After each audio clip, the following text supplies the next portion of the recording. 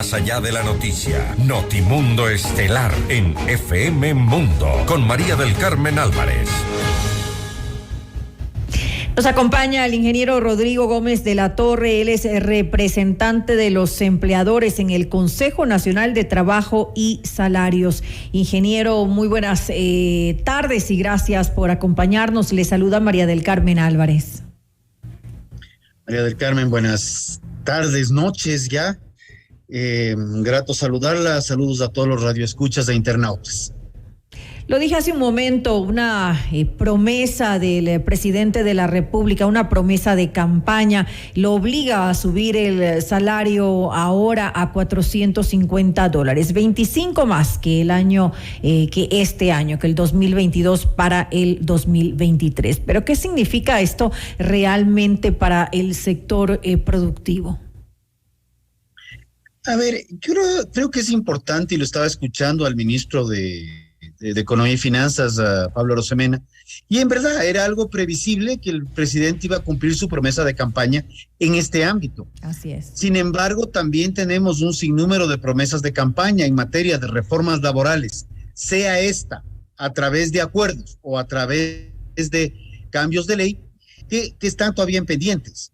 Entonces, si en el caso del tema del Ministerio de Trabajo, tenemos acuerdos ministeriales en donde probablemente, y esto se lo hemos planteado al ministro, hay acuerdos ministeriales positivos, benéficos, que permiten una mejor ámbito de contratación, que el ministerio también sea copartícipe en la promoción de los mismos hacia la ciudadanía en general, porque si bien el salario está subiendo año tras año, el empleo pleno no está creciendo a la misma velocidad y más bien tenemos todavía un rezago muy fuerte para llegar a los niveles prepandemia.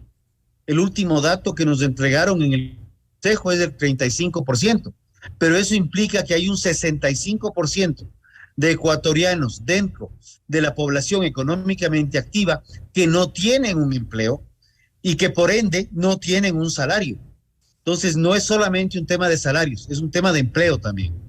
¿Qué decir de las palabras del presidente de la República cuando en cadena nacional hizo este anuncio y dijo que el país está creciendo, que las empresas están vendiendo, que tienen sus dificultades, palabras textuales, pero que están vendiendo más que nunca y que sería bueno que ese éxito se comparta con los trabajadores? Pues yo también me pregunto, este crecimiento de ventas que el ministro Arosemena ha sido tan enfático en los últimos meses de anunciar, también hay que revisar que este crecimiento del primer semestre del año 2022 se ha ralentizado ligeramente en este segundo semestre. Y más bien estamos comenzando a ver ya leves señales de contracción.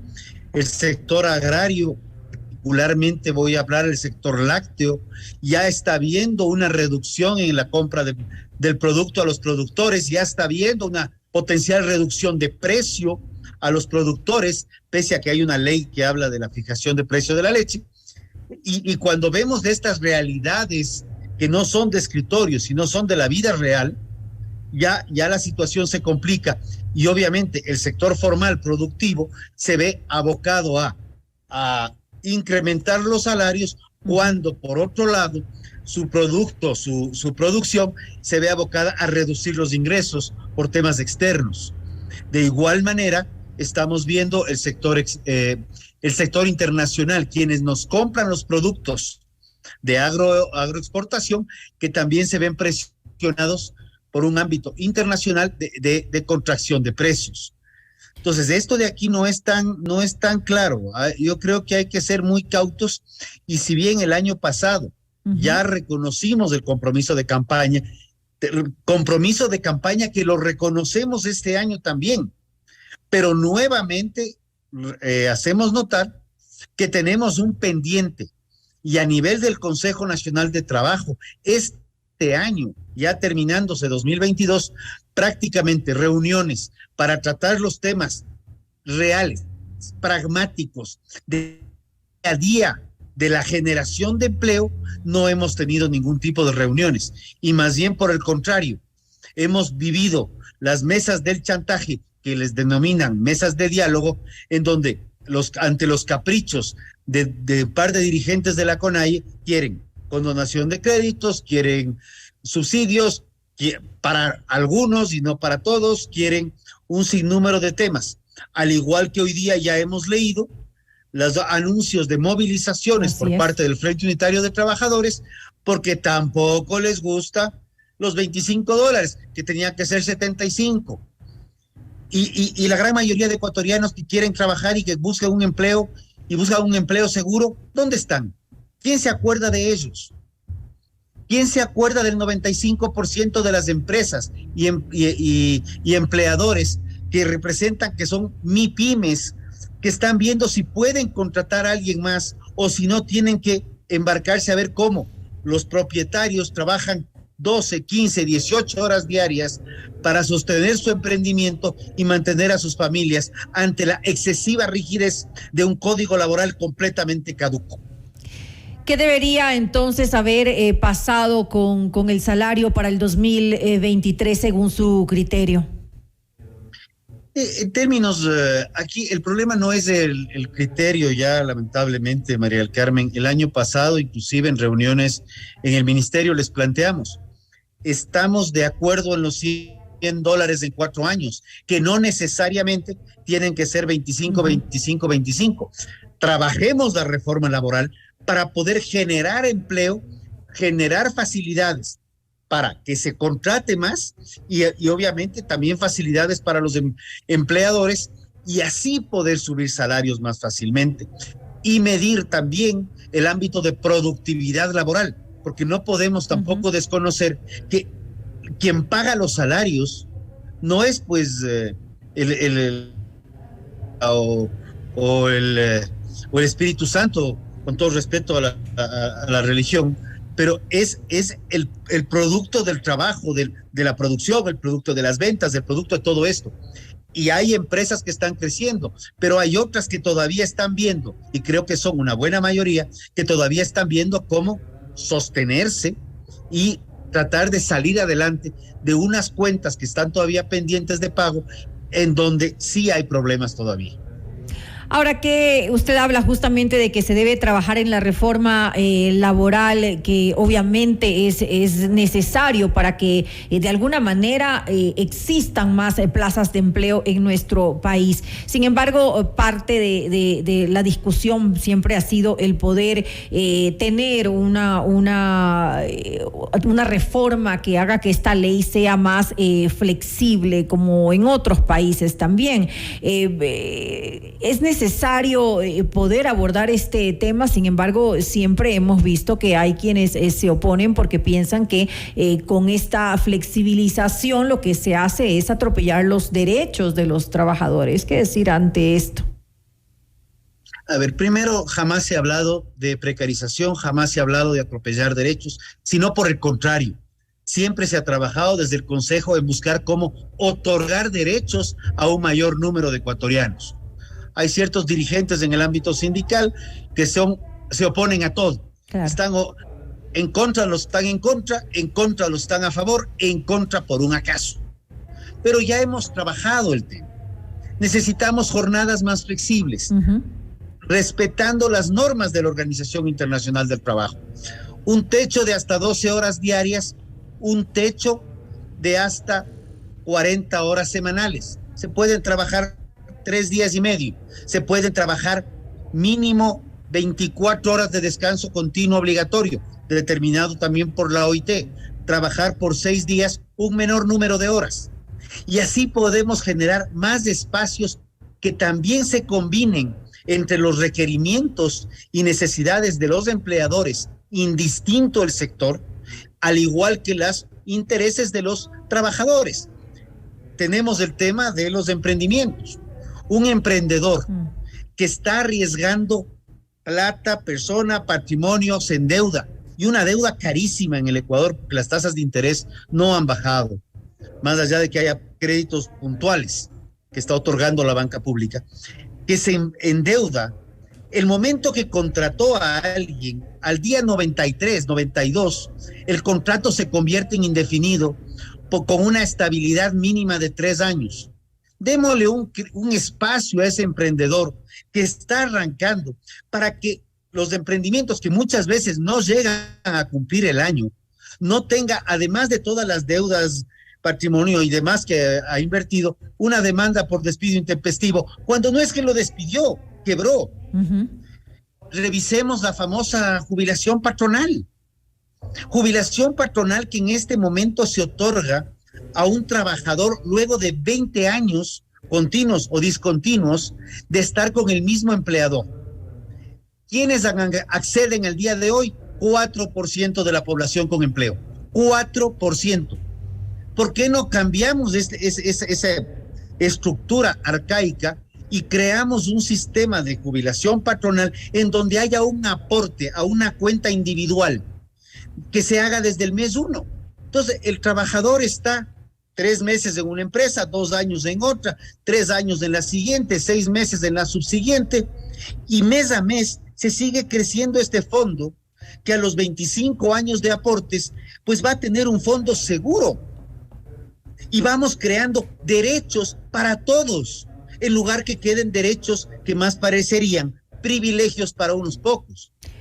Y un detalle, cuando hablamos de que se incrementaron $25 a la remuneración básica unificada, esto beneficia únicamente a un 15% de la población con empleo. No afecta y no beneficia a todos los trabajadores. Porque ese es un costo importante, porque además no son los 25, son los 25 más los sobresueldos, fondos de reserva, etcétera, etcétera, etcétera. ¿Cuánto significa entonces este aumento para una empresa anualmente por cada empleado? Más o menos estaríamos hablando de un 30 al 40% adicional sobre el salario, sobre la remuneración básica unificada. ¿Y esto limita en los planes de contratación de nuevo personal? Esto ya dependerá no de un sector, sino de una empresa, si va a contratar nueva gente o va a implementar o buscar implementar sistemas diferentes de automatización de procesos, sistemas todavía no se los ve en el Ecuador, pero ya se está viendo, de robotización. Y vemos un caso, y yo creo que es un caso que hay que analizarlo. El sector agroproductivo, por ejemplo, es un sector que todavía está muy bajo en tecnología, en implementación de tecnología en términos generales, y una tecnificación del agro implicaría un desplazamiento de mano de obra. Entonces, ese tipo de cosas también hay que analizarlas. Y más aún, como digo, cuando el sector agroproductivo, agroexportador, representa ya largo más de lo que representa en divisas el petróleo, porque estamos hablando de alrededor de $14,000 millones proyectados para este 2022. Ahora, ingeniero Gómez de la Torre, ya para finalizar esta entrevista, ¿qué tan necesario se hace tener una política general de sueldos y salarios justamente para evitar esto, para no tener todos los años esta falta de acuerdos entre el sector empleador y el sector de los trabajadores, y que finalmente sea pues el presidente de la República de turno el que tenga que decidir sobre si aumenta o no aumenta el salario del próximo año?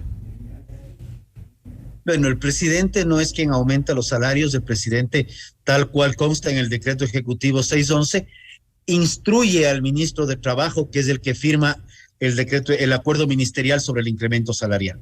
Tener una política clara con respecto a las variaciones salariales es necesario, pero eso las va a tomar decisión, no será un tema sectorial, será un tema a nivel de empresa.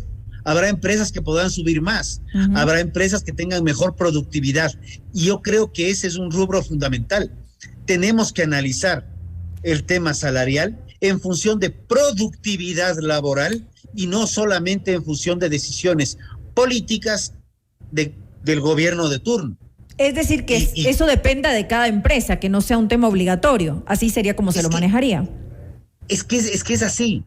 Usted tiene 2 restaurantes, al uno le está yendo muy bien porque tiene un secretito en el sazón que atrae al doble o triple de clientes que el restaurante vecino, el del frente de la vereda del frente.